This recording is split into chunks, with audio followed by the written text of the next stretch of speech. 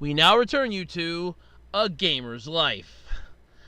Son, I've told you this before and I'll say it again. You can't spend your entire life playing video games. You need to go back to school. You need to get out and socialize. Your friends need you. But Dad, I am playing with my friends and I am learning about life. It's The Sims. The Sims. Son, this makes no sense. You need an education. A mind is a terrible organ to harvest. I mean waste. You don't want to be like your old man and suffer from brain damage, do you? Oh, Dad, you don't understand. In The Sims, I am the richest man there is. I have everything I could ever want in this game. And more. Son, listen to me, please. You have to get a hold of yourself. You can't. You just can't. No, Dad, you don't understand. You don't understand me at all. In this game, I am the true me. I am a sim. No!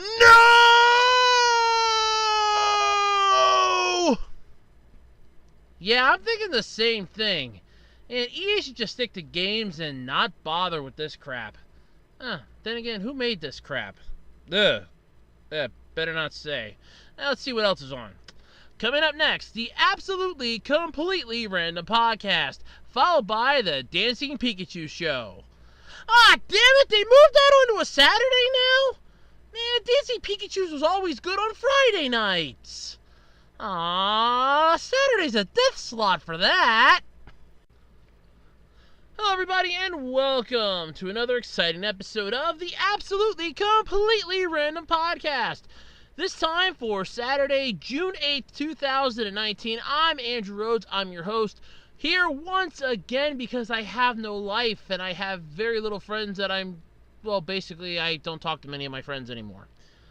Yeah, it's not a life choice. It's that they all have lives of their own to live and I just don't want to interfere. It's a call I've made on my own, basically. Hey, it's not the world's greatest idea. If I was intelligent enough, I'd be sitting on the side of a mountain answering questions for $5 a pop. Yeah, I'm not that smart. But anyway, what do I have to talk about this week? Well, I'm glad you asked, because unlike last week where I was scraping the bottom of the barrel for topics, this week they're just coming to me like it's goddamn water. I'm not even joking. It's almost like somebody cracked a dam somewhere and I'm suddenly getting flooded with topics. Like, for instance, Maker Faire is halting its operations and has laid off their entire staff. Yeah, that's right.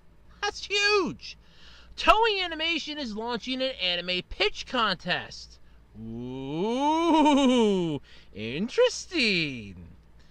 A topic brought to me by a fan. That's right. Somebody actually suggested a topic idea, which you can gladly do. I say that at the end of every episode.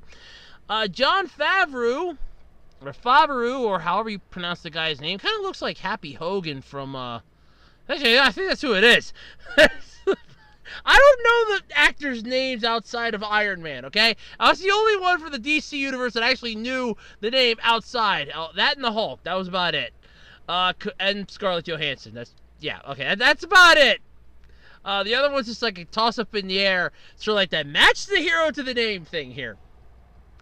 Well, he's made an animated Lion King, but still doesn't want you to call it an animated film. Well, what the hell am I supposed to call it then?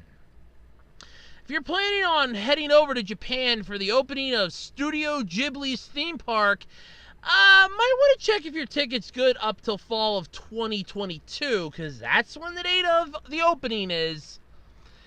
Everybody remember that Mario Kart tour company I've been talking about every now and then in the podcast? Well, they got screwed again!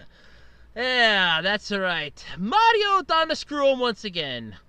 And some humongous Pokemon news that dropped this week, courtesy of the Pokemon Direct. And oh, God! I have some issues with this. We've got to talk. But anyway, all this, I doubt there's going to be more because this, oh wait, no, there is something more. Crap, I forgot, there is another topic. Chaotic is coming back. I'll talk about that as best I can anyway. But yeah, so that's coming back. So all this happening this week on the absolutely completely random podcast. But hey, you know what's really fun? Checking out an eBay page. You want to know why? Because eBay is one of those strange places where you can find a majority of crap you don't even know you want to have. It's like a giant online auction slash garage sale slash yard sale slash flea market, and you can get stuff from all over the world. That's right. Have you ever had your eye on, let's say, some action figure, but you couldn't find it in your hometown? Well, some seller in Chicago might have it. Or better yet, you're after some doll patterns, right? For some clothing for them. Hey, guess what? Somebody in Oklahoma might have some for you. They might have them up for sale. Then again, you could also just check out my eBay page, ARHOADS-2012 on eBay, for your wide variety of strange stuff. Let me put it to you this way. If I find something strange at a yard sale or a flea market, I might pick it up and plop it up on eBay. Yep. I believe in the old philosophy of one person's trash is another person's treasure, and I will believe that till hell freezes over and back again. So yeah, come check me out. Swing by my page. It's a lot of fun. I know I don't have a lot of stuff up yet, and I still have to get those Magic the Gathering cards up. I'm working on it as fast as I can. But anyway, come check out my eBay page. ARHOADS-2012 on eBay. Hey, you know what? While you're surfing the World Wide Web, don't forget to check out my Twitter page at Otaku Roads or Otaku Roads. I think it's Otaku. That's a better way of saying it. At Otaku Roads. Or you can also check out the official Web Designer 18 Facebook page. That's right. This channel has a Facebook page. It may not be as great as, like, let's say, Matt Pat's or Markiplier's or any of the higher-up YouTubers, but hey, I'm an amateur, damn it, and amateur hour lives all over the net. And also because I go on Twitter a little more than I am on Facebook. But either way, I have a Facebook page for the channel, so check out the Facebook page. Don't forget to subscribe, hit the thumbs up, thumbs down, and don't forget to hit that bell icon. Yeah, a lot of stuff is interesting. Okay, it's once again time for everybody's favorite topic. How did my week go? And I do want to apologize in case I'm picking up my fan on the microphone, because it is a whopping 82 degrees in my room, and it is actually quite warm. Yeah, it's not pleasant. My room always gets hot. So if you're hearing my box fan, I have it on low, but if you're hearing like a small hum off to the background, that's what that is. I do apologize, but it is hot up here. I also have my window open. There's a nice breeze going, so you might hear an occasional car whiz by. There was a motorcycle just a couple seconds ago, but yeah, that's what you're hearing. If you hear it, don't go, oh God, you're throwing in sound effects. No, it's just the outside stuff. I can't control it. But anyway, how'd my week go? Is there a word for bland other than bland? Because it was pretty much bland. Nah, never mind. I'm just going to go with bland. So, a lot of stuff happened this week. I had to block, sadly, another YouTube viewer, or subscriber, I should say. And this is one that I'm really not happy that I had to do it. I don't like having to block people. I really don't. But there's a point when I have no choice, where it's basically, do I just, let it go, or take the bull by the horns in this case and just go, you know what, I'm really getting tired of this and everything else. So I know the comment was up. It's no longer up now, at least to the best of my knowledge. I couldn't find it, so that's a good and bad thing. But yeah, so I ended up having to do that this week. I'm not going to say who it is because of YouTube's guidelines, and anybody out there that knows it, don't say it either, because I don't want to have this video have some issues. YouTube has created a new content system for their videos on hate speech and harassment, so no, if you know what it is, just keep it to yourself. That's fine. Don't say it to anybody, okay? Just keep it to yourself. Can't control everything, but keep it to yourself. So that happened this week. Wasn't happy about that. Did pick up some new subscribers, so welcome to the new subscribers. If you're listening to the podcast, you made it through the intro and the opening. So I was doing that most of the week. Played some Puzzles and Dragons. I am getting pretty good at that game.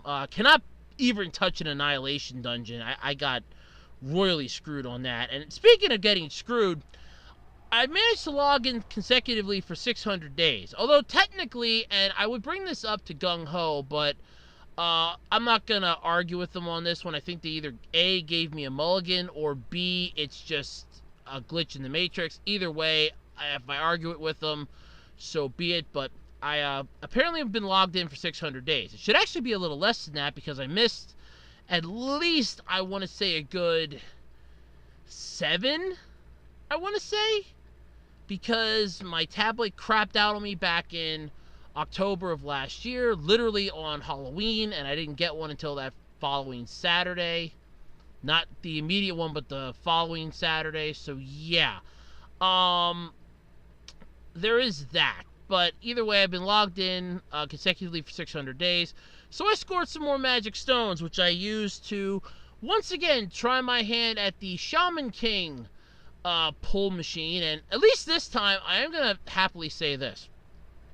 At least this time, I didn't get freaking Faust the 8th. Okay? I had 4 of those. 4 of them. You wanna know what I did with them? I evolved the one into the assist mode, leveled the other one up, attached the assist onto that one, took the other one, used it, I think, for a skill boost, and then took the final one, evolved it into the assist one, and just added it onto my one character. I finally started getting some assist characters linked on to my A team, which is actually, it's a lot of fun, but there aren't that many of them that are actually good, I've sadly noticed. So there was that. I did a couple of things this week. Right now they got a Tamadara pull machine going on. This was going on today, so I used up all my PAL points for that, because those sons of bitches stack, and they come in handy. But yeah, I did that. Been watching some World Trigger, because I'm planning on reviewing that at some point for the GBU, which, don't forget, Season 1's going to be coming to an end this week, so that's something to look forward to. Yes, I got 2 more planned. I have some massive plans for Season 2, which I'm actually looking forward to doing. And I have a little extra stuff planned, for like post-Season 1 stuff. So it's not going to be done completely, but you get the idea. So there was that. Let's see, what else did I do this week? I ended up getting Friday off. Yeah, I don't understand it either. I just did. Went to work on Wednesday, took my mom out to take care of her car insurance, and found out that her car insurance moved. Happily, I mean, they're still in the same area, but we had to play the, search for them throughout the town, and it's basically, if I would have just turned right at the main intersection instead of turning left, it's a small town, by the way, that they're in. If I would have just turned right instead of turning left, I would have seen it.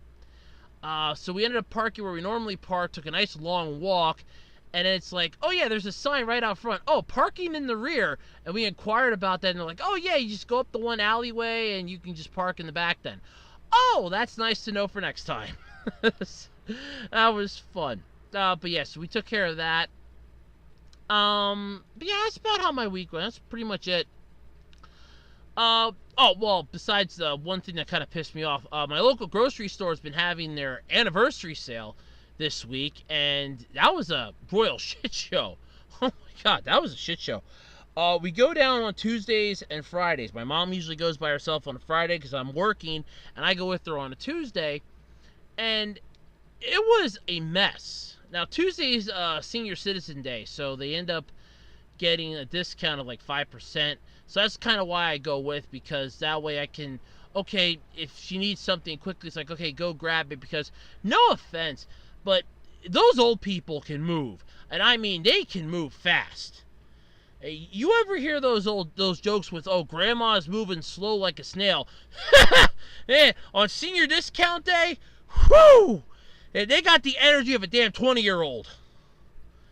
they can run circles around me. That's a problem. I'm only like going on 30. I'm 29, and they're running circles around me. That's a problem. But for the 70th anniversary, though, this place had a royal... They didn't have much of anything on the shelf. Almost the majority of the stuff that they had on special and on sale for their anniversary was not there, was missing, or looked like it was really beat the crap out of before they put it out on the shelves. Some shelves were just completely empty, and I'm just like shaking my head at this. I'm like, this was a shit show. And apparently, according to my mom, Friday wasn't any better, and we stopped there again today because we made some homemade pizzas with some mini Italian breads, which is really cool. It's a really nice thing to do. But there was that. But yeah, otherwise, my week's been kind of dull. Like I said, what's another good word for bland? That's been my week. But anyway, let's get into the podcast. I've talked too long about myself. My mom's probably flipping out right now, not to mention several other people. Move the hell along, boy! So yeah, let's dive into this thing, shall we? Let's go into this. Okay, so let's start off with a simple-ish, probably short topic. So, this was brought to my attention courtesy of Negative Legend here on YouTube, and there will be a link, by the way, to the video in the description. Now, if the video sadly goes away before I can get this put up, like A, it got deleted, B, their channel got deleted, or what, there's not really much I can do other than probably search for another, I want to say, compatible video on Google. But either way, Negative Legend brought this to my attention. Not personally, mind you. I don't think he knows who I am. But he brought this to my attention that Chaotic is coming back. It was brought to my attention anyway. So this is kind of cool. Now, for those of you that don't know what Chaotic is, besides being a massive, I kind of want to say success and failure at the same time, it was a Canadian-American cartoon that aired here in the U.S. I also had a tie-in card game. So one that had the codes at the bottom. Each card was a different code. And if you'd ever try selling them online or your friends would trade them, you could never put the code in because those little sons of bitches always put the freaking code in themselves, and then you got screwed. Well, apparently it's coming back. Details on it are kind of vague. I know there are links in the video that I'll link in the description explaining the interview between the creator and somebody else. But basically, they want to bring the series back, but they want to test it first to see if there's a fan base for it. That's actually not a bad idea. I'm not going to lie. That's a good idea. However, there is an issue with this. They want to bring it back to television. And that's where I kind of think this thing's going to be shot in the foot before it even starts. Because television's dead. Both the medium and everything else is dead. People watch stuff streaming online. They stream stuff now. I mean, let's face it. That's why cable's so damn expensive, because you have all the sports channels, and all these cable companies are just trying to get more and more money because nobody's watching cable anymore. Everybody's watching everything online. So why in the hell should you pay for cable when you could literally and easily, mind you, pull up the same thing on YouTube or on one of an app? I watched some stuff on Tubi. I watched some anime on Tubi. I watched some stuff on YouTube, Crackle, the Roku channel. So many streaming sites. Don't even get me started on Netflix and Hulu. So why bother having this show come back, first off, to television, where there's no more Saturday morning cartoons, which I could see that being the main draw point for this series. Oh, we'll just, have it come back as a Saturday morning cartoon. There are no more... can't even talk tonight. There are no more Saturday morning cartoons. Those died off now thanks to educational programming and the constant... And it's a joke. I know you can pull it up online. That why can't Johnny read a meme? It's basically true, though. That's the whole thing, because Johnny can't read, so everybody's like, well, we got to fix this, so let's do half a dozen videos. And that's what you get. Unfortunately, that does also create a massive issue.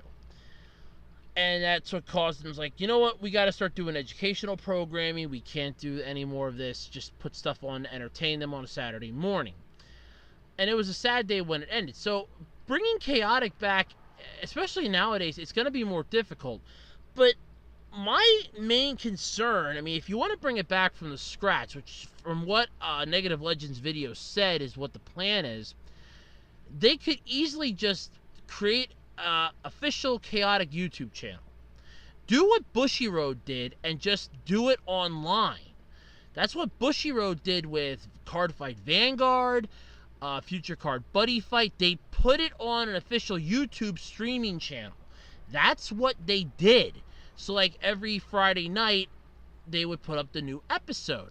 Now, yes, Bushiroad screwed themselves over because then they ended up putting them up subbed and they had them dubbed for the longest time. I'll get into that when I finally get around to reviewing one of their series, probably be Future Card Buddy Fight. But either way, you do have that. So that would be a more viable option, especially to see if there's a market for this. Because for starters, you don't have to worry about paying a cable company because you have to pay them to put their program on. This isn't a they pay you. It's you pay them to put it up. And then how they get more money is the fact that they're buying the license. But you're basically saying, here, put this up. So you have to pay a fee to them for that. They have to buy the license from you. I mean, your fee that you have to pay is like minimal comparative. But how the cable companies get a majority of their money is advertising. Your best bet would be to just do YouTube, in all honesty, and just go that route.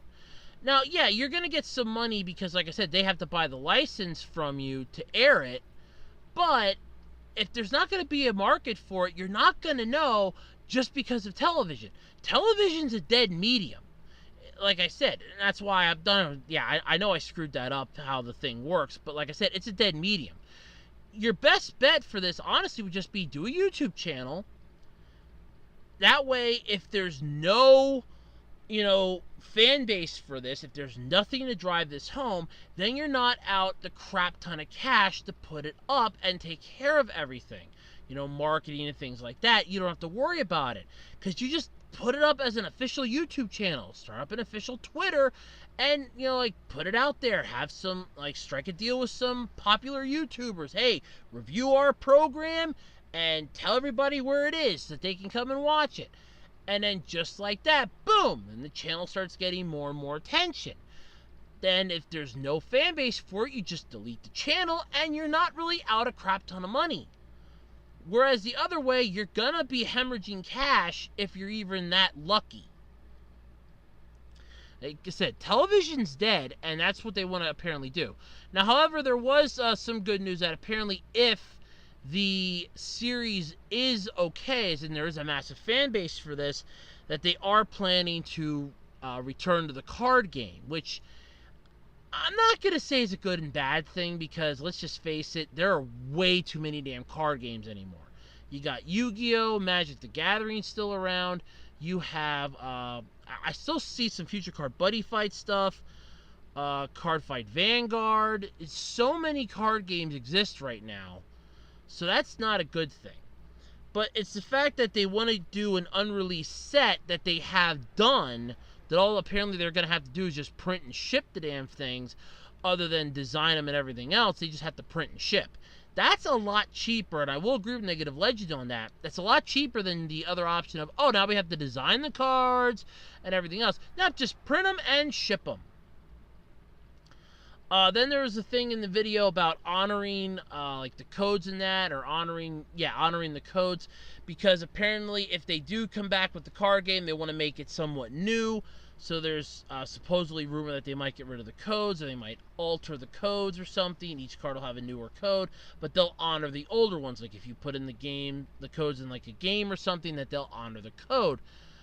And Negative Legend had a good point. I mean, what exactly is this? There's multiple ways to translate that. It could be, well, we're just going to give you the same card that you have, but in the newer format, or, oh no, we'll honor the code of that card, and that's the creature you'll get.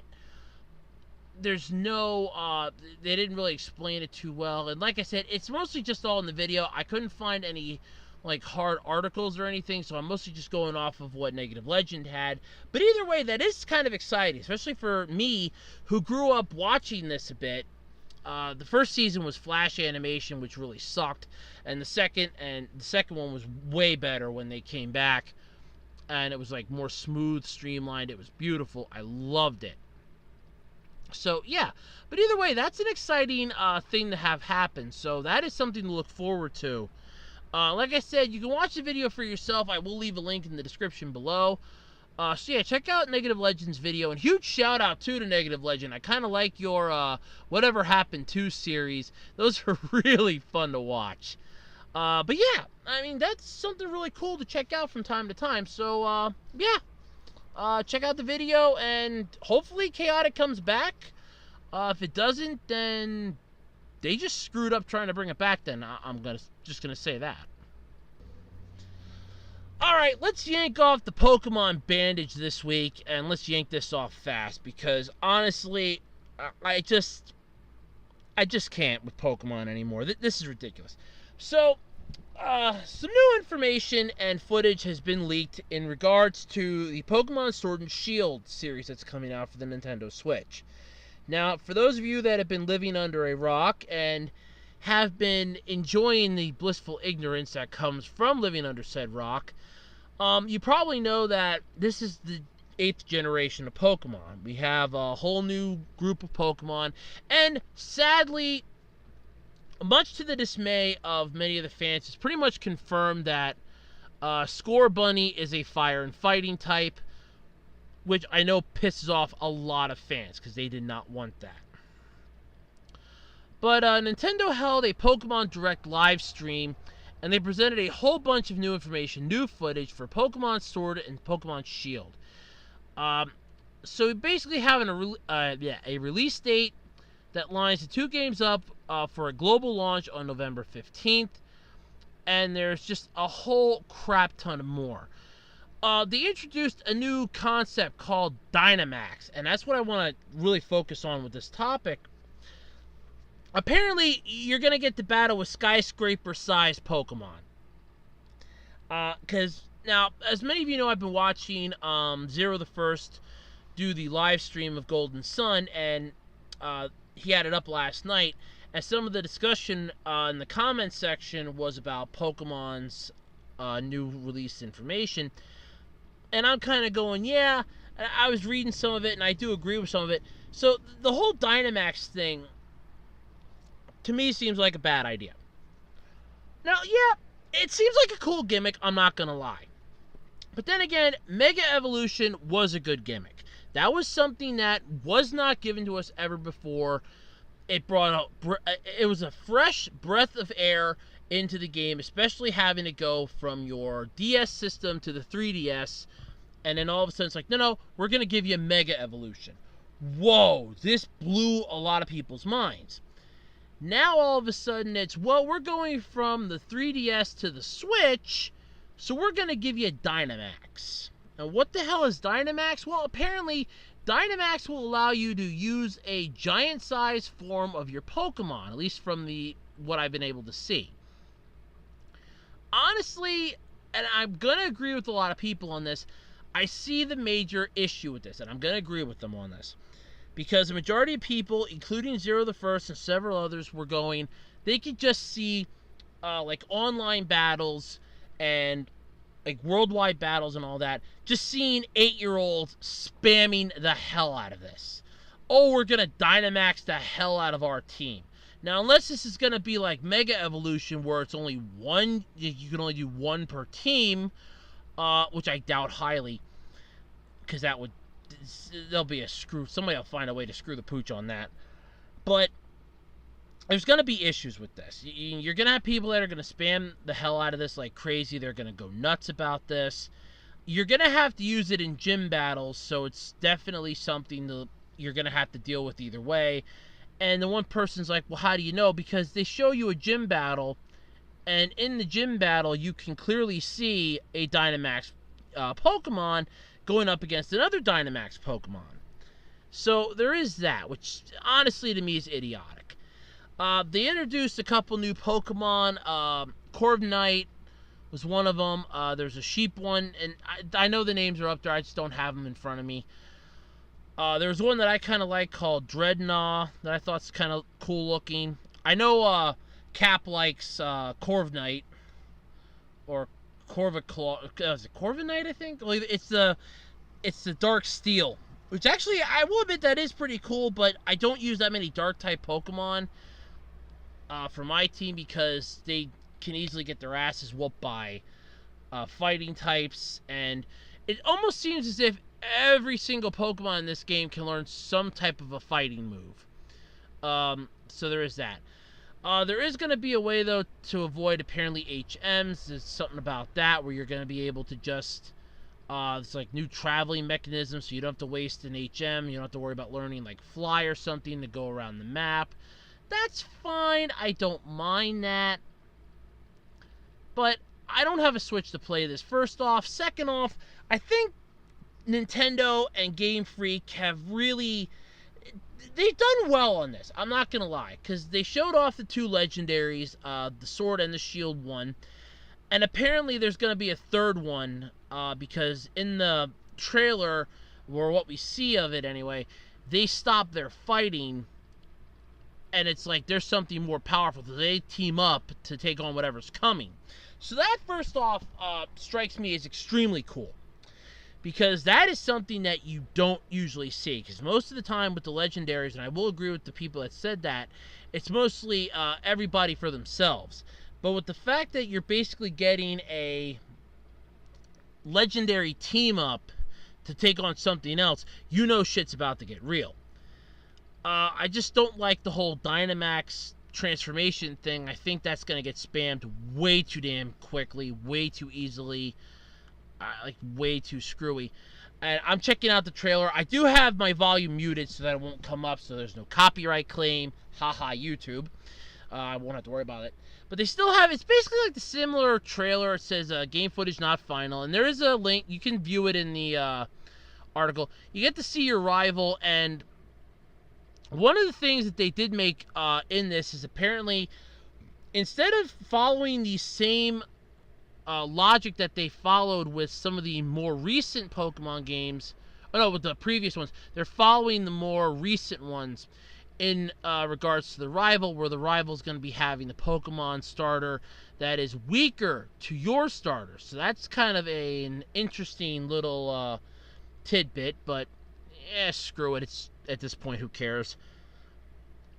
You do have that. There is like some scenes of that shirt, like t-shirts and all that, showing off another Pokemon. There's a Diglett, something that I know my mom would love.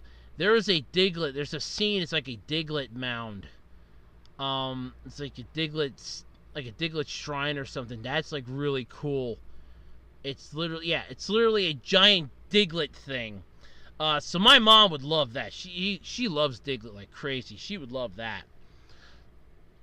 But there's like a whole bunch of stuff that you're seeing. Random encounters in the grass, still thing. You have a whole new, the new Pokemon they're showing off. Same with the catching. Apparently there's going to be like you'll be able to play with your Pokemon like they did in some of the other things. A whole bunch of, really good Pokemon that are showing off in this. Some old, a lot of new ones. But then you just have this whole Dynamax thing, like I said, that just throws it off. You have Pokemon just wandering around, so that's kind of an interesting concept. You can actually see them, so that's pretty cool. They just have, like, just showing them everywhere. That's amazing, actually. You can, like, ride a bike on water. You can ride the bike on the land. There's just a whole bunch of stuff in this game. So they really did this well. They took it to the next level. But then, like I said, then it shoots into this Dynamax thing where you're taking on this Dynamax Gyarados, and apparently you're gonna have this little like wrist thing that's supposed to be the Dynamax, sort of like the Z moves and the Mega Evolution Bracer, and that's what you're gonna get. So then you can like use that, recall your Pokemon apparently, at least in the trailer, and then Dynamax them into their giant form. It's basically the same Pokemon, it's just giant sized, and that's what's throwing me with this. I don't understand the concept of why. Apparently you can capture Dynamax Pokemon, which I still have some questions of. You have gym battles in stadiums, which is kind of an interesting idea. So you do have that, but apparently they will be using Dynamax as well in gym battles, like I said. So that it seems like that's going to be their new thing. We're just going to go straight for the Dynamax. And like I said, I agree with a lot of the things that they were saying, that the other people in that were saying. A lot of the ones like looking at the trailer and that, it's like, well, we're just going to have 8-year-olds spamming the hell out of that. And you can just see that happening. I can even kind of see it happening. You're just going to be spamming the hell out of that.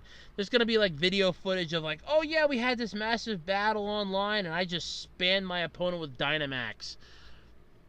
But then you have the Sword and Shield legendaries, which I have to admit, the designs are cool, but yeah, I mean, you can definitely see that they're cool but lazy at the same time, but still cool.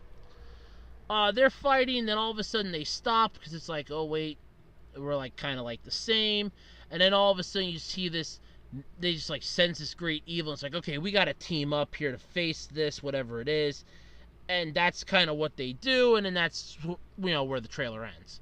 So yeah, it looks decent. I'm not gonna lie. But as far as Pokemon games go, I think we're starting to reach that massive threshold of what more can they do to this? I mean, it's bad enough now. The series has gone on for at least how many years now? Ash has never beaten the damn league. There's like no chance in hell of him ever beating the damn league. It's just one of those massive things that just keeps happening and happening and happening. But as far as this, because I just don't understand the whole Dynamax thing. They're really going to have to either come up with a way to have that figured out and limit that as power-wise, like make it like a Mega Evolution or a Z-Move or something. If you could end up comboing them and all of a sudden it's like, oh yeah, we're just going to Dynamax a Mega Blastoise or a Mega Blaziken, I can suddenly see, again, 8-year-olds and that spamming the hell out of this. And you're just going to have that happen. I mean, I don't want to dig that. I don't want to, like, drive that thought into the ground, but it's basically what it's going to be. It'll be an 8-year-old basically spamming the hell out of that, and that's what you're going to have for the longest time. So, yeah, I'm not looking forward to it, but it depends on how they take it. They introduced it, so maybe it'll just be a post-game thing, but not if you have to use it for gym battles. That can't be a post-game thing unless, because it said not finalized footage, so you never know. They could easily change stuff up prior to it coming out. It's one of those, take it as it is now with a grain of salt, and then down the road it might turn out better. Who knows? But either way, that's the Pokemon news. I yanked that bandage off, and wow. It's never easy doing it because, honestly, so many things happen with Pokemon. It's so weird. I could have an entire podcast of nothing but Pokemon-related stuff called the PokeCast. No, I'm not doing that. Not even close. Somebody else can have that fun. Be my guest. I gave you the name. Go for it. Okay, so let's talk about this Mario Kart Tour company. Now, I talked about this before. It was Maricar, I believe it was called. Yeah, Maricar. They were that touring go-kart thing over in Japan where you could dress up as Mario Kart characters and you could travel around on go-karts through Tokyo, take a tour, dressed as your favorite Mario character from Mario Kart. Then Nintendo found out about them. So, life for them was sweet until Nintendo found out about it. Nintendo didn't like the idea. They decided to unleash their lawyers. Literally, they just took the lawyers off the leash. Like, nope, you need to go and face these things. We want them stopped. They were given a cease and desist order in regards to putting up costumes. There was issues of safety after there was a crash with one of them. So yeah, there was a lot of shit going on with this. And it just seems as if you're basically getting more and more because, well, it's just not going well for them. They just lost another lawsuit to the almighty Nintendo. Yes, that's right. So basically, Yeah, they lost another one to Nintendo. So Nintendo felt compelled once again to file a lawsuit against the company, which had since changed its name from Maricar to Mario Mobility. After losing the first cease and desist order, the case for that, Mario Mobility appealed against the order to pay Nintendo 10 million yen, or about $92,000 American, which honestly saddens me. I didn't know that the American money was worth that less. I mean, 10 million yen is barely worth 100,000 here. Damn, that's sad. In damages. So Nintendo took the case to the Intellectual Property High Court, or IPHC. Yeah, I know. I almost feel like the Kool-Aid Man is soon going to come out and go, "Oh no!" But yeah, that's basically what it was.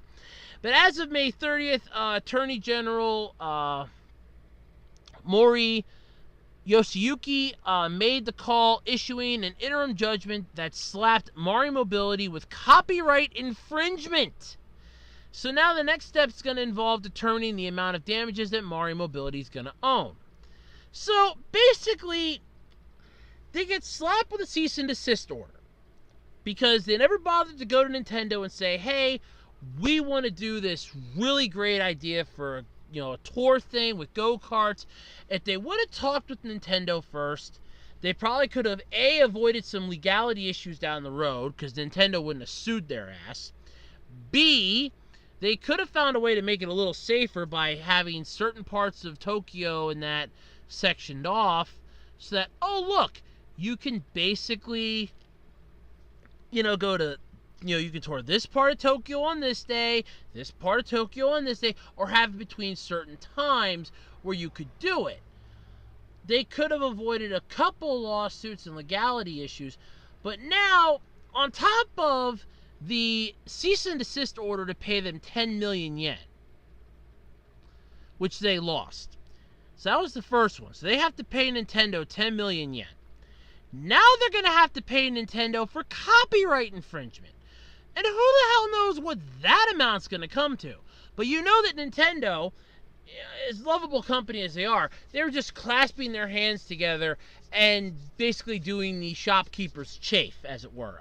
For those of you that have ever seen British comedy Open All Hours, you'll know what I mean. But basically, they were rubbing their hands together thinking, "Oh, we're about to make ourselves a cheese amount of money. A mountain. Gigantifying money amounts." Because copyright infringement, they can take them for everything they have left. They could just basically bankrupt the whole company then. Which, honestly, at this point, I get the feeling the company's liable to end up doing, just to basically keep themselves out of the poorhouse, is file for bankruptcy. And that might be their only option, because I think Nintendo's going to take them to the cleaners with this. This is not going to be good. But according to Nintendo, which they did have a word to say in this, they said, and I quote, "We will continue to take necessary measures against infringements of our brand in order to protect our valuable intellectual property that we have developed over the years." You created Mario Kart, so because they called themselves Maricar, not Mario Kart. Okay, yeah, I see the intellectual property there. But either way, they're more screwed now. So now it's Mario Mobility, and I don't think changing their name this time is going to help them, because if Nintendo can take them, first off, you had the cease and desist order, which was only for, what the hell was it for again? What the hell was it? Let's see. Looking for cease and desist case. Oh no, okay, I guess it was just cease and desist. So probably just because they were using their property. But now it's copyright infringement. So now it's 10 million yen you have to pay Nintendo, and then add on to that whatever the copyright infringement fine is going to be, whatever the settlement for that's going to be. Like I said, the only way I see them coming out of this ahead, or even coming out of this at all, is going to be by filing bankruptcy. They're screwed. Nintendo's going to take them to the cleaners. They're screwed, they're boned, they're effed, and that's all there is to it. And all because, honestly, they didn't A, talk to Nintendo, or B, really plan this out before they did it. But either way, it's still sad. They're going to go out of business. They're going to go belly up. And this basically proves, Nintendo's going to make an example out of them. And that's the even worse part, is that Nintendo's going to do that. They're going to make them an example. They're going to go, look, you steal our property. You take our intellectual rights. And we take you to court. You see what we did to Mario Mobility? We'll do that to you, too. And that'll scare the crap out of anybody from wanting to even bother opening up or even wanting to do anything Mario or anything that Nintendo created related, which can open up a massive amount of issues. Especially even if Nintendo owns like 30 to 40% of it, they can go after them and go, oh, no, we have partial ownership of that. That's our rights you're violating. Oh, no, that's our property you're taking advantage of. Intellectual property of ours. No. So, yeah, it's opening up the floodgates for what's going to be a horrible, horrible idea. And that's the sad part in this, is that Mario Mobility got screwed, and Nintendo knows they got screwed, and because Nintendo's the one that's doing the screwing. And that's all there really is to it. And that's what's sad. And it sucks. And I really feel sorry for them. I really do. But, yep, maybe there's more to this that's still coming out. This is like, what, part 3? Yeah, this would be part 3, I think. This is part 3. So maybe there's a 4th installment. So far, the trilogy has been pretty sad. Maybe there's a 4th installment. Sort of like the Lord of the Rings movies. You had the first 3, which we now have. And now, all of a sudden, here comes the prequels. That'll be coming out next. So hopefully that'll be the next cool installment in this ever-growing case. So that'll be fun. Alrighty, so let's talk about Maker Faire. This one kind of just came out of left field. Came up today. And honestly, I'm really saddened by this for many reasons. So let me explain what Maker Faire is, at least to the best of my ability, or just check the article here. See what the hell, if I actually have down what it is to save me the trouble. Please tell me you do. Okay, I don't think they do. Damn it. Would have been good if they had. But anyway, Maker Faire is basically like a gigantic... It's sort of like a gigantic place for nerds. It's Nerdapalooza, basically. And unfortunately, it's done. Maker Faire has halted their operations, has laid off all their staff. Their financial troubles just to force Maker Media to do the unthinkable. And now the Maker Media, they're the company behind crafting, publication, Make Magazine, as well as the Science and Art Festival, which is Maker Faire. That's what it is, the Science and Art Festival. Okay. I knew there was an exact definition. Every time I hear the words Maker Faire, it's always just, oh, look at this cool little thing that was made at Maker Faire. Oh, look at these Lego things that were made at Maker Faire. Okay, so it's a Science and Art Festival. So, again, science and art, once again, taking a backseat to money. That's just even worse. This article is courtesy of TechCrunch. They were tipped off to Maker Media's unfortunate situation, which was then confirmed by the company's founder and CEO, Dale Doherty. So for 15 years, Make guided adults and children through step-by-step, do-it-yourself crafting and science projects. And it was central to the Maker movement since 2006. Maker Faire's 200 owned and licensed events per year in over 40 countries let attendees wander amongst giant, inspiring art and engineering installations. Basically, like I said, it was Nerdapalooza. However, Maker Media Incorporated ceased operations this week and let go all of its employees. About 22 employees, according to Dale Doherty. It was quoted as saying, "I started this 15 years ago, and it's always been a struggle as a business to make this work. Print publishing is not a great business for anybody, but it works. Barely. Events are hard. There was a drop-off in corporate sponsorship. Microsoft and Autodesk failed to sponsor this year's flagship Bay Area Maker Faire. I'm not going to deny print publishing's gone to hell. The local newspaper where I live was put up for auction. And then they're like, but that doesn't include the radio station that apparently was part of the newspaper. And then people were like, oh great, so the radio station's going to go away. And then the person that was basically in charge of the radio station's like, oh no, we're not going anywhere.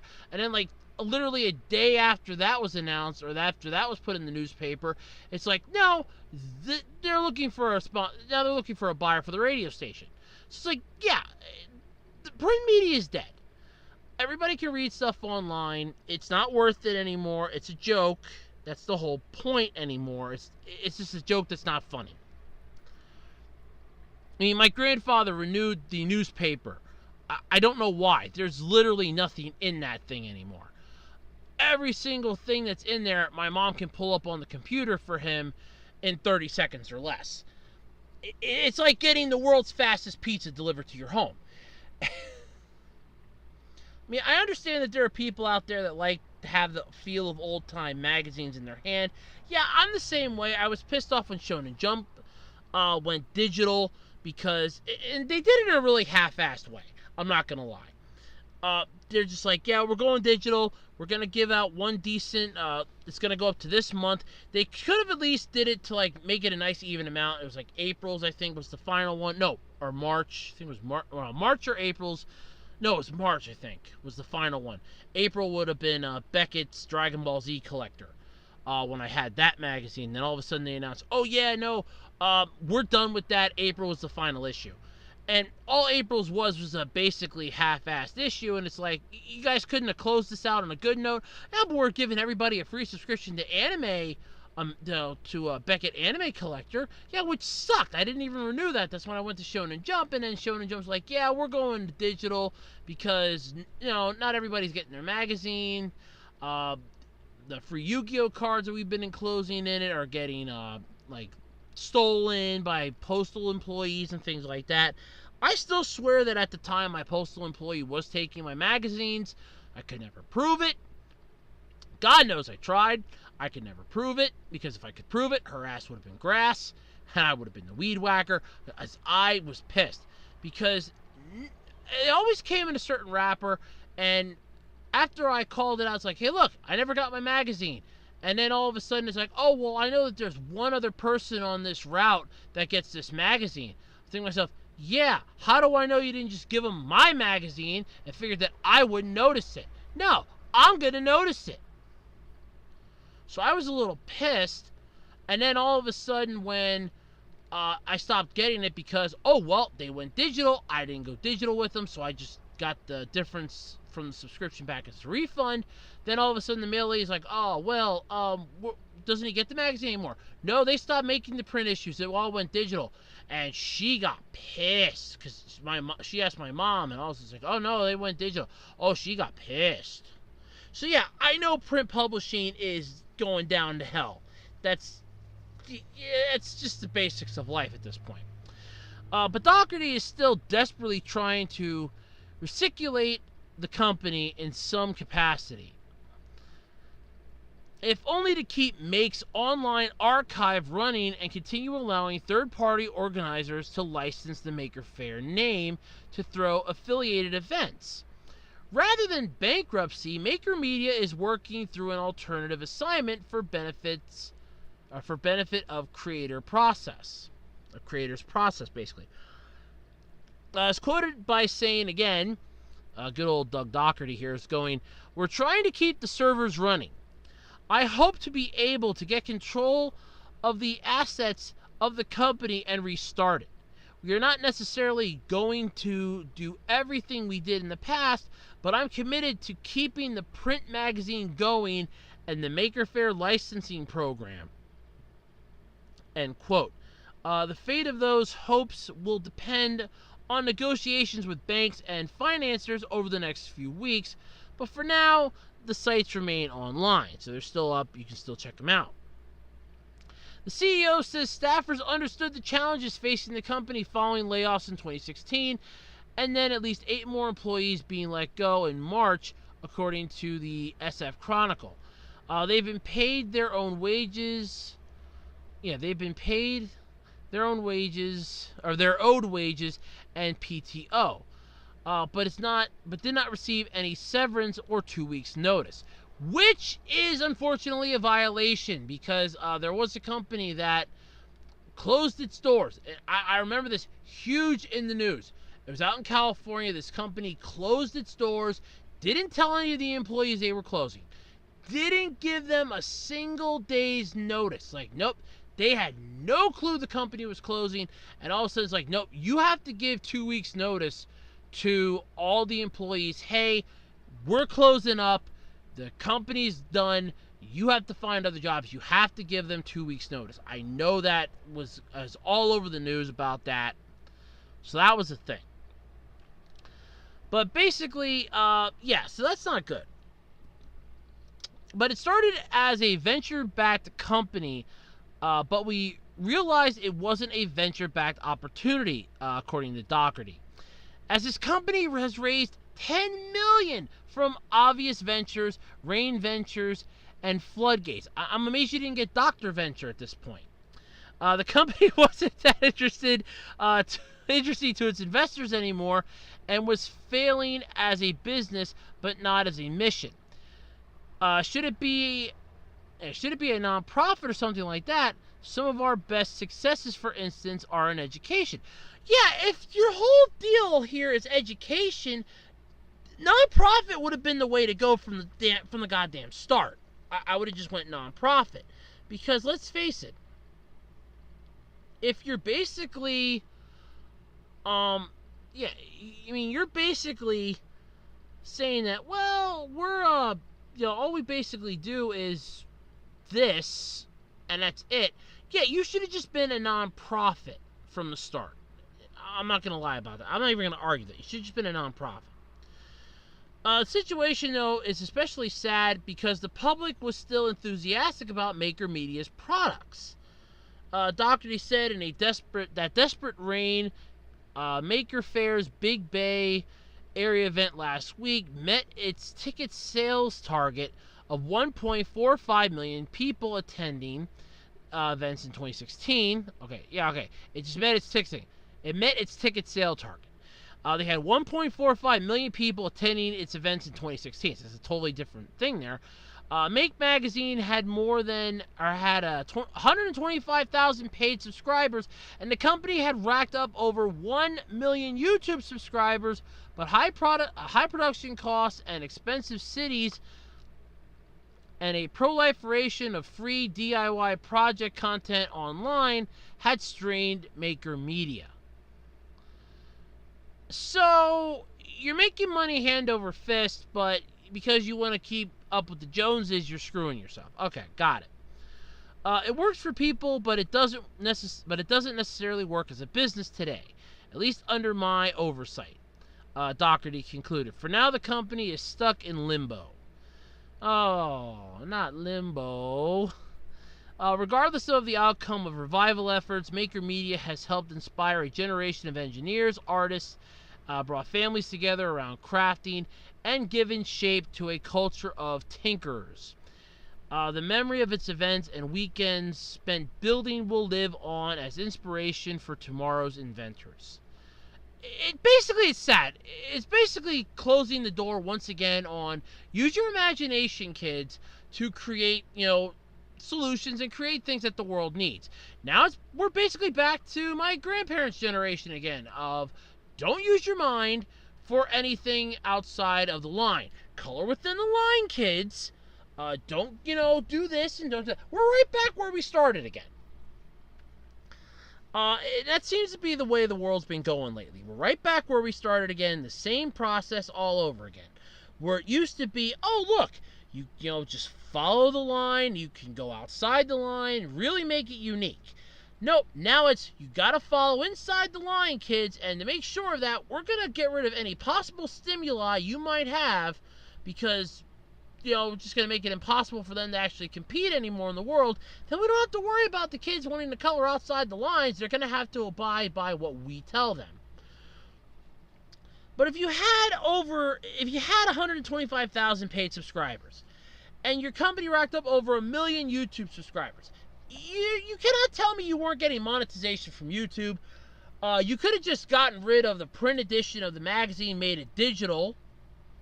Yes, I know that does kind of seem like a horrible concept, but that is, a possibility. You could have just done that. It wouldn't have been that difficult. It would have saved you some long-run expenses in the end. Still, it's just like a lot of this stuff. Or better yet, made it a quarterly, where you only put out like one thing every 3 months, or one every 4 months, and have like 3 times a year. You get one every 4 months, basically. You could have done that if you really wanted to keep the print magazine. Basically, this entire thing, I feel like it could have been handled a lot better than it was, and that's the sad part. It's basically, well, we screwed ourselves, now we're doomed, but don't worry, we'll try our best to dig ourselves out of the grave we dug. Yeah, I don't see that happening, so I guess I could just say this now and just save myself the trouble down the road. Rest in peace, Maker Faire. And rest in peace to inventors from everywhere, because once again, thinking outside the box is frowned upon. Great to know. Alright, let's talk about Jon Favreau's animated Lion King that he doesn't want you to call animated. Yeah, this will be fun. So he's the director of Disney's 100% fully animated remake of The Lion King. Oh, great. This article was courtesy of Cartoon Brew, and this was brought to my attention by one of my subscribers here on YouTube. So thank you for bringing it to my attention. I think it was... I know who it was. It's in the comment sections of the video. But yeah, either way, thank you, fan. It was... thank you. I think it was... What is it? Chuck? I think it was Chuck. Hold on. I'm going to pull it up quick, because I want to give you actual credit here. Hold on. Give me a moment. But either way, yeah, I mean... That's what's happening. Oh, cool. I can set that reminder right away. Sorry about that. I got the reminder that Part 5 for Golden Sun's going to be up. So, yay! Let's see here. Blah, blah, blah, blah, blah, blah, blah, blah, blah, blah, blah, blah, yeah, I'm just going to do that right. Gotta go in this way. Alright. But either way, I want to make sure I give you credit where credit is due. But, yeah, so... Jon Favreau he's the director of this Lion King remake, and is claiming now in a new interview that he doesn't think the film should be considered animated. Yeah, if you're confused about this, at Disney's marketing strategy at work here, I mean, I guess we're back to the days of Michael Eisner screwing Disney over the head royally. I guess we're back to those days. Wow, it's nice to know we've gone back in time. So does Favreau think this movie is live action? No. He clearly understands it's not. He made an animated film. He just doesn't want people to call it animated. In an interview with Slash Film, he spoke about how the film was fully keyframe animated. There's no real animals. There's no real cameras. And there's not even any performance that's being captured that's underlying data that's real. Everything is coming through the hands of artists, but rather than stating the logical conclusion, he added a curveball. But to say it's animated, I think is misleading, as far as what the expectations might be. I don't know, it basically looked like a CGI-ish version of the original Lion King, shot-for-shot remake of it, so I don't really know what else to call it. He goes on to say that viewing experience will be more special if you don't know you're watching an animated film. Well, then what the hell am I watching? Don't get me wrong. I mean, I want to have the sense of, oh, look, I enjoy what I'm watching, but I like to know what I'm watching more so than anything else. There is that major issue. But still, I mean, it looks honestly like a shot-for-shot remake of The Lion King. That's basically it. It's like a shot-for-shot remake.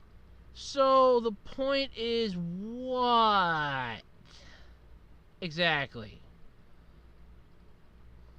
I don't think there was a good point here. Still trying to find that yet. No, okay, here it is. Okay, it was Chuck. It was Chuck Jose, or Chuck. Yeah, Chuck Jose. So thank you, Chuck, for the topic this week. I wanted to make sure I gave you credit. I didn't forget about you. So here it's a quote here. It also changes the way you sit and watch it, because hopefully you could just watch it without it being introduced. If we put up that Rafiki footage and didn't say what it was, some people might know. Some people might not know how it was done, but it causes you to be present and mindful and pay attention because you're trying to figure out what you're looking at. It's that great disposition to be in as an audience member. I'm looking at a film. If I'd be sitting in the audience watching this, I'd be looking at a film. If I'm part of the newer people that didn't know what the original one was, I would just be going, oh, look, I'm looking at a film. Favreau thinks, though, that calling this thing live action is also not appropriate either. In fact, he recently told in an interview that the film only has one live action shot, which he snuck in as a joke to see whether audiences could tell the difference between the live action shot and everything else that was animated. Yeah, it's a shot-for-shot remake of The Lion King. You just made it more fancy. You stuck a brighter paint job on it. You basically made it a little more depth. You made it look a little more lifelike, even though it's not lifelike. I'm supposed to not call it a live-action movie, yet it looks live-action, but yet you made an animated movie, but you don't want us to call it an animated film. Well, then what the hell is it? Is it animated? Is it live action? Is it CGI? Is it computer? Did you draw this by hand? Did you instantly have this come to you in a dream and the aliens from planet Kukatsukupada the 6th just came down to the planet and just gave you the idea? What is it then? Is what I can't figure out. So why is it such a big deal to accurately label this thing, label The Lion King as an animated film? The animators deserve credit for their work. For starters, The Lion King is poised to be the most innovative and technically progressive animated film released in 2019. Yeah. It points to a direction that animated films have been heading for years. Photorealism. And it pushes the virtual production techniques as far as any animated film has to date. Whether or not you're on board for the photorealistic animation, it's already here and used extensively in live-action filmmaking. Now we're seeing convincing photorealistic animation in an entirely animated environment. This is a big technical leap forward for the art of animation. Innovative in our art form deserves to be celebrated, not belittled, and hidden from the public. Did you not see how bad Dumbo did? That should be a clue here. Did you not? I mean, okay, so Aladdin went, Aladdin got first place its opening weekend. It opened up on Memorial Day. There was nothing going against it. It had a wide open stretch to stretch its legs out and pee everywhere if it wanted to. It could mark its territory like an animal. It had nothing up against it. Now you got The Lion King. The Lion King will probably come out with a couple decent other films that are going to be stretching the boundaries as to whether or not it's going to get first place. It's going to have competition. You can't have lightning strike twice. And if it's an animated movie, I don't care if it's photorealism. I don't care if you hand drew it. I don't care if you made it look 4K with CGI graphics from a video game and you pumped it into a 4K hologram. It's still an animated movie regardless of whether or not it's photorealism or if it's drawn or computer generated. It's still an animated movie. There's nothing you can do about it to change people's minds on it. I just don't... I still can't grasp my head around this. It's a shot-for-shot remake, basically, of The Lion King. He doesn't want people to call it an animated film, yet it's an animated film. It'd be like me opening up a store and calling the store going out of business. They're not going to know what the name of my store is. I want them to come in and shop, but they're not going to shop because they're thinking I'm going out of business, so they're not going to want to come in. Or it'd be like that poor pathetic bastard in Moral Oral who's named No Hammers, and his hardware store is called No Hammers Hardware, and everybody thinks he doesn't have hammers because his name is No Hammers. Seriously, it's an animated film. Regardless of what technique you use to make it, it's still an animated film. I just can't understand the concept of who cares how it's animated. It's still animated. It's still an animated film, regardless of how it's done. I don't know. I don't know how good it's going to do. Like I said, it seemed like a shot-for-shot remake of The Lion King almost, at least from the trailer that I saw.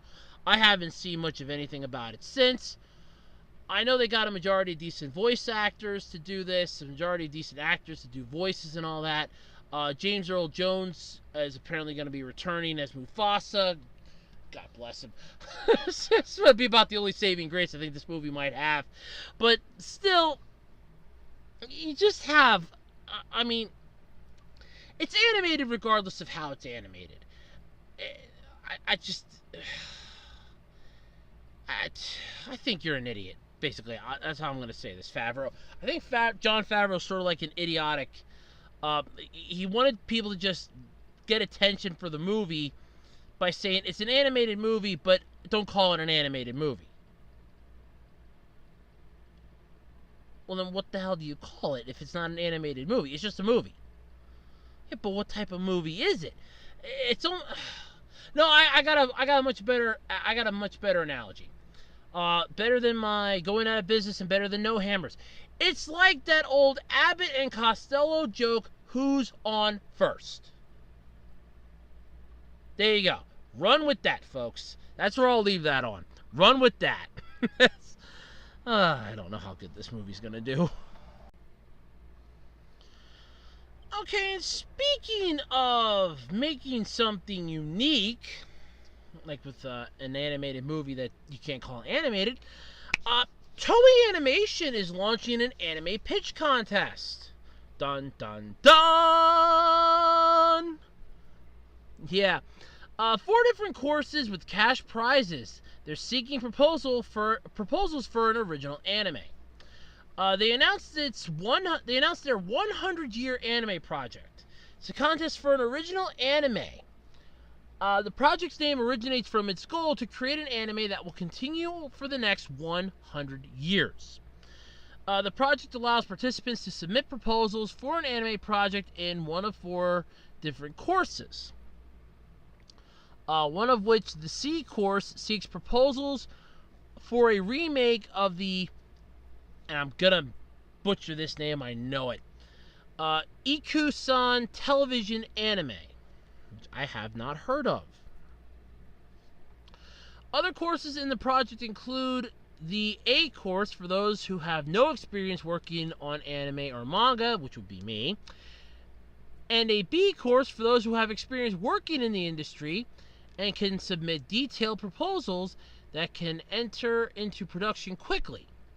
The D course is for those who have experienced animators, background artists, for experienced animators, background artists, and prop designers who will support anime projects. Each course will have a grand prize, a runner-up, and honorable mention award for proposals. Winners will have respective cash prizes of 1 million yen, or about $9,200 American, 500 yen, or about $4,600, and 300,000 yen, or about $2,700. That's just making it more and more sad. Do I want to enter this and try to hope and pray I get dead last? I can at least put that money towards student loans. God! This is even worse. So Toei Animation Representative Director Katsuhiro Takagi stated that the project hopes to create anime that people will not find familiar or similar to other works. Toei Animation's original 1975 to 1982 Ikusan television anime series is loosely inspired by Ikusojin, a real-life Buddhist monk who lived in 15th century Japan. The story imagines Iku's childhood as a mischievous but clever monk in training at Ankokuji Temple. So, yeah, there you go. If you're looking forward to hopefully trying to basically create an anime that'll last for at least 100 years, give it a shot. I don't know where you submit stuff at. I'm assuming on their official page. Okay, yeah, alright, there actually is a website. Let's check out the website quick. Alright, hold on. Where's my mouse? Okay, there's my mouse. Let's check out the website, see what it looks like here. I have to translate it because it's in freaking Japanese. Of course, it's in kanji, which I can't read, and I have to wait till it fully loads before I can actually pull it up and translate it, of course, because Google just doesn't like me. Well, at least I understand one of the words. There's a Toei animation. Oh, look, and then there's also a word that says Twitter. Oh, I know Twitter. I know what that word means. Okay, it's translated. Yay! Okay. Alright, so you have like the planning application point. Entry is here. Up on the top, there's an official Twitter. Frequently asked questions, president interview, and then just a little outline here. Yeah. Not really much to go on. Yeah. Yeah, not really much to go on. The grand prize is 1 million yen. Second prize, 500,000 yen for the Excellence Award, and 300,000 yen for the Encouragement Prize. In addition, there is no plan that falls under the award. It may be no award plan. So, okay, that's kind of interesting. And that was just for the that was for the Anyone anime course. So here's the thing here. This is what it says. Toei Animation will animate your original animation project. There is no need to have experience in manga, animation, or film production. We focus on your own ideas that are brighter than the level of completion of the project. Plans for winning the grand prize will be expanded widely in line with plans such as TV animation, web distribution, and theater opening. Okay. B. A professional but anime course. See here, we are looking for anime projects that are loved by many people in many areas over the long term. We are looking forward to your application for highly complete animation project. Projects that will allow you to start making animation immediately, taking advantage of your past experience. The award-winning projects will be widely deployed in media that were in line with plans such as TV animation, web distribution, and theatrical release. Same deal here with the prizes. A, B, and C get you 1 million for a grand, 500,000 for second, and 300,000 for third. The all-together course is the one where they would like you to remake a plan for the animation of the original Toei animation, EQ-san. So there's that. This one though, you still have the same thing. You got 1 million first, 500,000 second. So yeah, there is that. This is kind of interesting. D is the creator and productive producer recruitment course. This one actually doesn't give you a prize pool. This one just says Toei Animation recruits production producers and creators. Please make the most of the experience you have cultivated up till now in Toei Animation's work. The application qualifications are those with experience in recruitment work. It will be a business consignment contract at the work/project level. That's cool. You have a frequently asked questions section. So, what's the difference between Course A and B? Course A has a reduced number of required items, such as the minimum required scenarios, so that even people who have never created or never had creative experience can apply. What I ask for in a work is the novelty of an idea rather than the level of perfection. Course B seeks an animation project that can be developed over a long period of time, such as a large number of required minimums, such as novels, scenarios, etc. I'm looking for perfection. It says here, please tell me about the schedule until the decision of the award. The reception period will be from 1500 on June 6th, 2019, which was a Thursday, to 1500 on September 30th, 2019, which is a Monday. And the winners will be announced on April 23rd, 2020, on a Thursday. Yay! So, okay. That's actually pretty cool. Like I said, they don't really give you much in the way of information, and my thing does not really want to process the translation very well. Thank you, Google, for not wanting to translate something. Seriously, we can't like get the Vulcans here. They can just give us the universal translators. Anything here.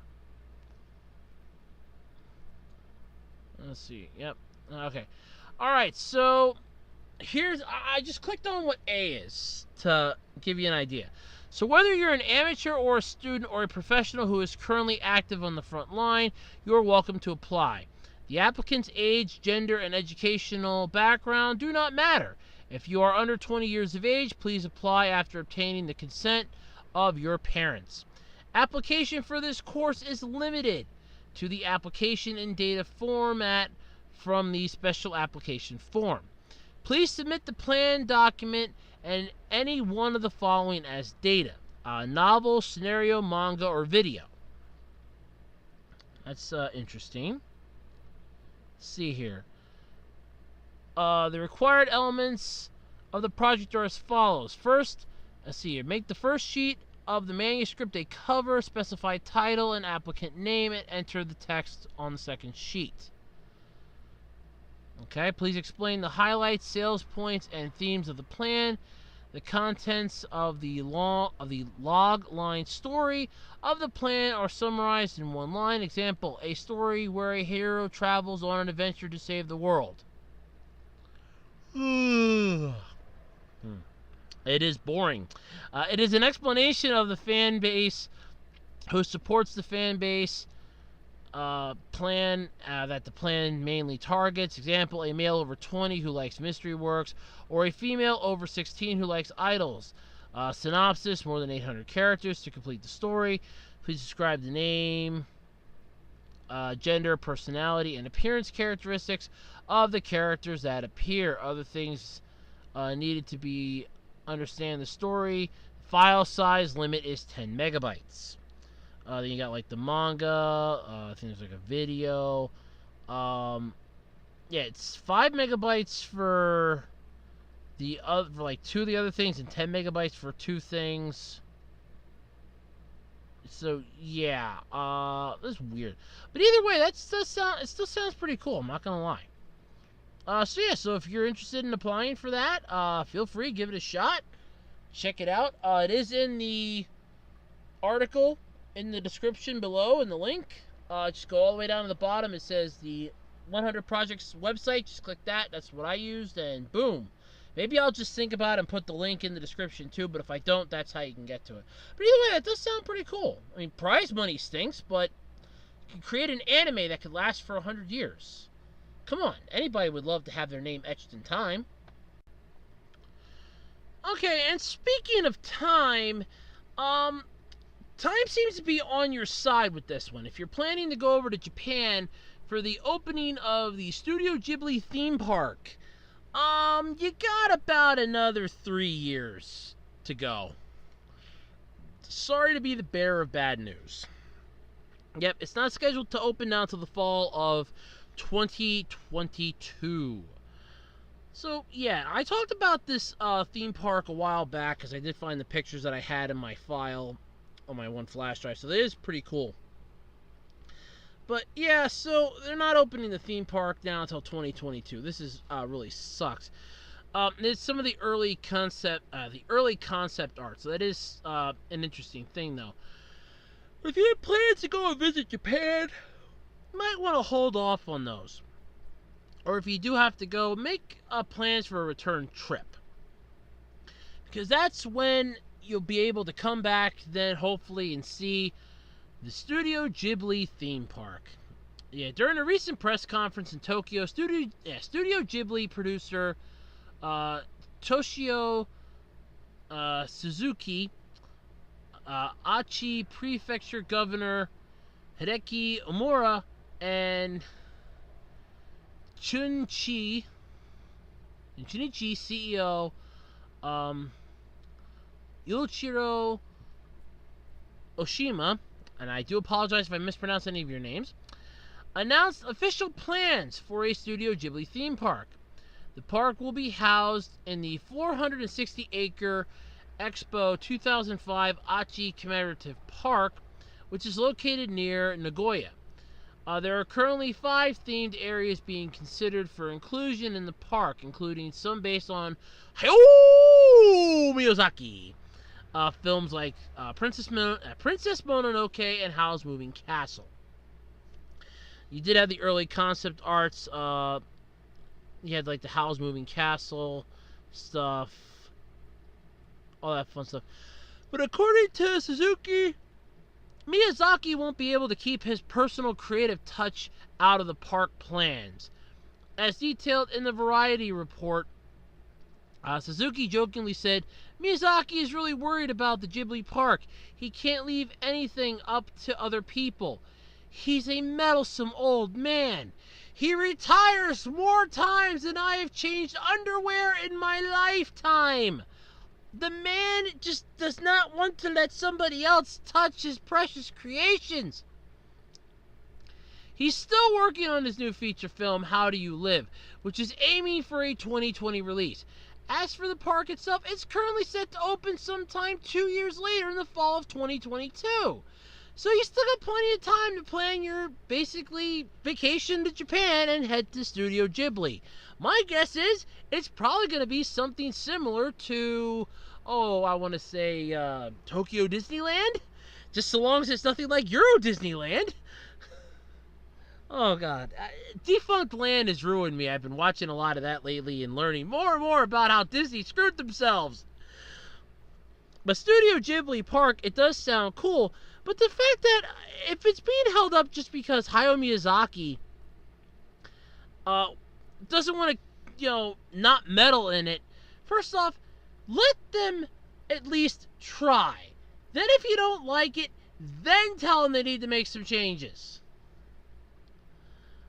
But jeez, I mean, you're trying to do everything at once. Eventually you're going to burn the candle at both ends here, and you're going to get burned.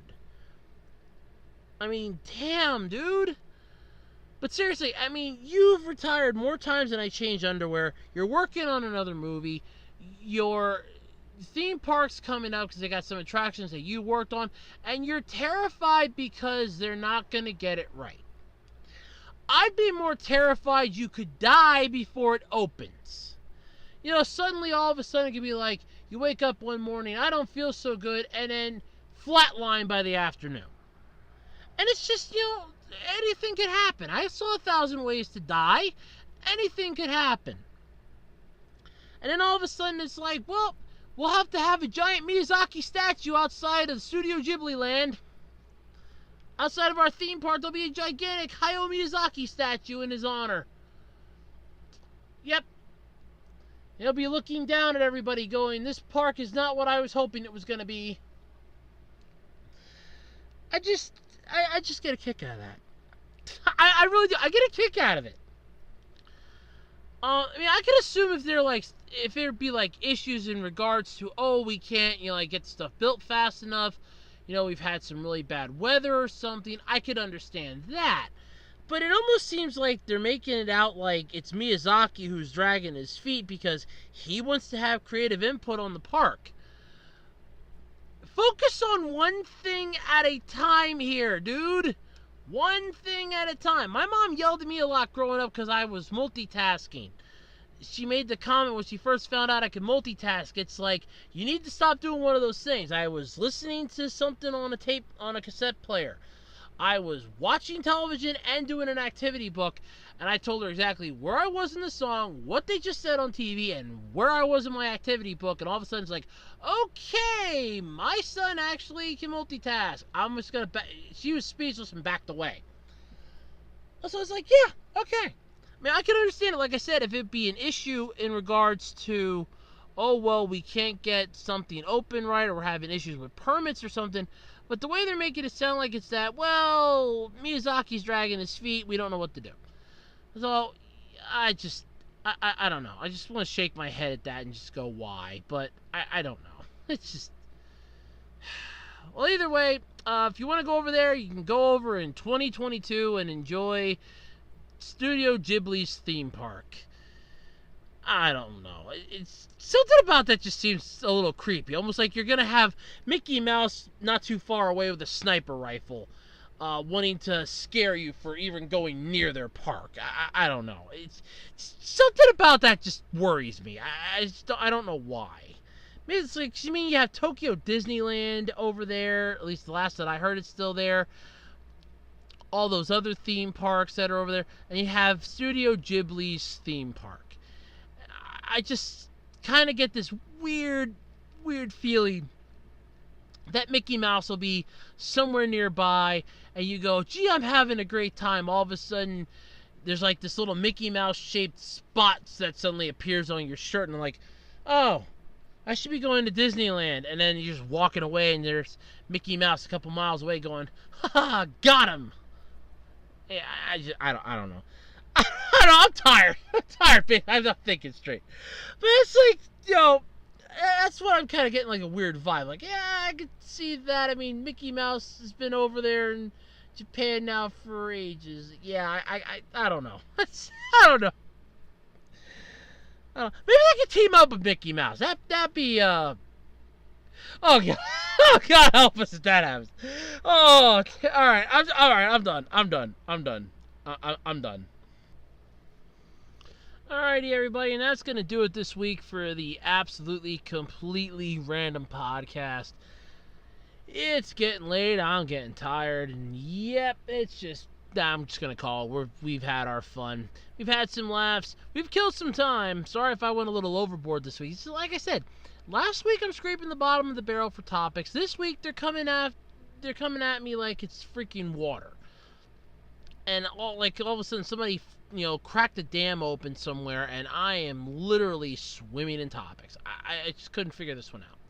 But either way, if you have topics you'd like to hear me talk about, sort of like Chuck's topic this week, feel free to drop them in one of three places. Either on the discussion section of my YouTube page, and if you use the YouTube app, yes, you can't access that, but if you go into the web browser and then go to the YouTube site, you can. So there is sort of like a double-edged sword with that. Just make sure you have desktop mode enabled on your web browser if you're using Chrome, because then you'll be able to easily access the discussion section. And it's basically just like a section you can just leave comments, a giant comment section, basically. So there is that. If you're on Twitter, feel free to drop them like any topics you'd like to talk about on my Twitter page at Otaku Roads. And you can also submit them on the Web Designer 18 Facebook page. Just please remember, if you'd like me to talk about something and there's a link to the topic, I need the link. Because then that way I can pull the topic up, I can pull the link up and pull up this page, and then I have it to go right off of. So there is that. But yeah, other than that, that's pretty much going to do it this week. Look forward to the season finale of the Anime GBU coming this week. Look forward to reboots, remakes, and retcons coming out later this month. And don't forget to submit your questions for the June Q&A video. That's right, it's going to be a good one. Oh, yeah. That's right. All that's happening this month here on the Web Designer 18 YouTube channel. And until next time, I'm Andrew Rhodes. This has been the podcast, and I am out of here. See everybody, and have a wonderful week.